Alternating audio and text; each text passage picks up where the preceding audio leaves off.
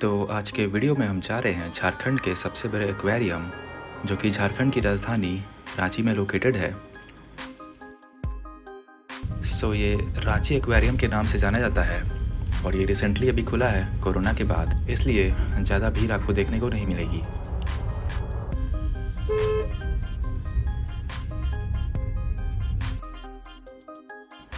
Ticket की बात करें तो 40 रुपये का टिकट होता है। तो चलिए, टिकट ले लिया है मैंने, अब चलते हैं अंदर।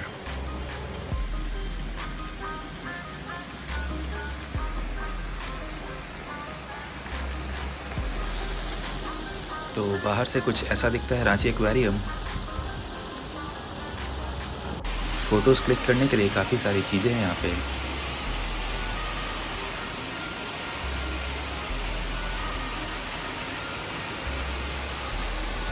तो चलिए अभी चलते हैं अंदर और देखते हैं किस टाइप की मछलियाँ यहाँ पे अवेलेबल हैं। एंट्री के बाद कुछ ऐसा नज़ारा देखने को मिलता है। तो चलिए अभी एक एक करके मैं आपको यहाँ की मछलियाँ दिखाता हूँ।